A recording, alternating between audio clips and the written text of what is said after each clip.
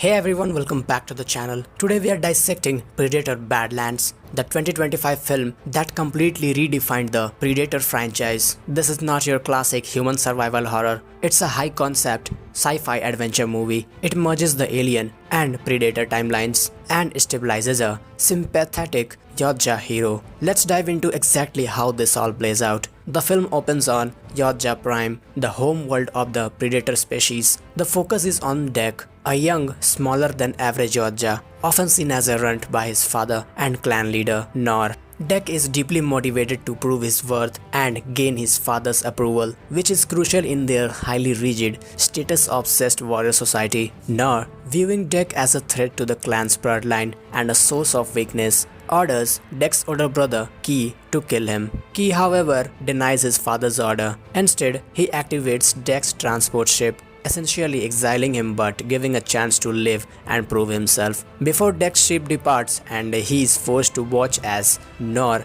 decapitates Ki for his insubordination, cementing Dek's drive for redemption and revenge. Dek sets a course for the infamous planet Genna, known throughout Yoda society as the Death Planet. His goal is to hunt and kill the Kalisk, the apex predator of Genna, a creature so fearsome it is whispered to be unkillable, and even Nor is said to be fear it. Bringing back the head of the Kalisk would be the ultimate trophy to prove his strength. Dek crash lands on Genna, a planet filled with hostile flora and fauna. The sheer environmental danger forces him to constantly adapt, using his wits as much as weaponry. It's during this struggle he encounters his first unlikely ally, Thea. Thea is a damaged, highly advanced Weyland-Yutani Corporation's synthetic robo. Her expedition team was wiped out while attempting to study and capture the Kalisk for the company's bioweapons division. Thea has lost her legs and is mostly a detached torso, which Dek initially treats as a tool.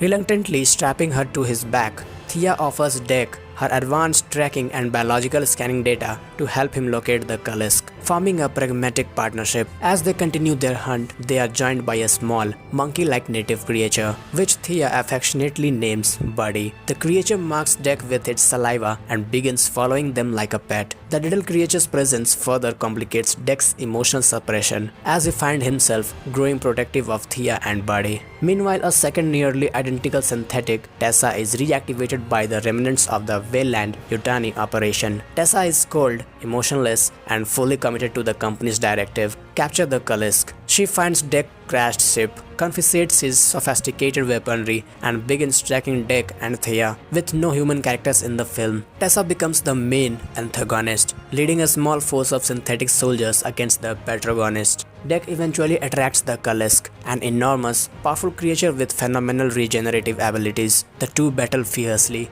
Dek manages to sever the creature's head, momentarily believing he has achieved his goal. However, the Kalisk regenerates almost instantly, overpowering Dek. In a critical twist, the Kalisk spares Dek's life, an action that goes against the established lore of apex predators. The Weyland-Yutani team, led by Tessa, arrives shortly after the fight. They successfully capture both Dek and Kalisk, taking them back to a hidden facility for study. Imprisoned Dek witnesses the cold, scientific cruelty of the Weyland-Yutani operation. Tessa, seeing Thea's development of emotional weakness and bonding with Dek as a flaw, schedules her for deactivation. Thea manages to help Dek escape the compound. Dek then has a profound realization. The saliva left on him by Buddy, the small creature, was detected by the Kalisk because Buddy is the Kalisk's child, the unkillable monster he was hunting, a parent protecting its young. With his mission of killing the Kalisk obsolete and his Yodja code of honor in question,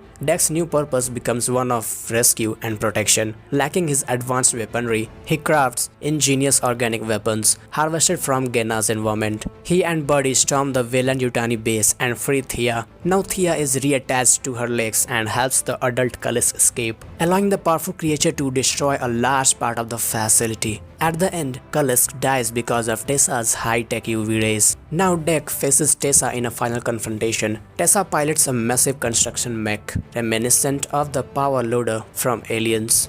Deck fights using his newly crafted organic weapons and guerrilla tactics, ultimately defeating Tessa. Having abandoned his clan's status-obsessed code, Deck successfully saves his allies. He departs Ghana with Thea and Buddy, a runt who proved his worth not by killing a great trophy, but by upholding a new code of honor, one based on alliance, protection, and understanding that some creatures are driven by love, not just the hunt. Deck completes revenge and kills his father, Noah. The film ends with Deck's new family unit heading into the stars, setting up a new path for the character and the franchise lore. This is the story of a warrior who found his true strength by choosing mercy over might and family over the hunt. The galaxy's deadliest predator has finally learned what it means to be worthy, and the path of Yodja will never be easy.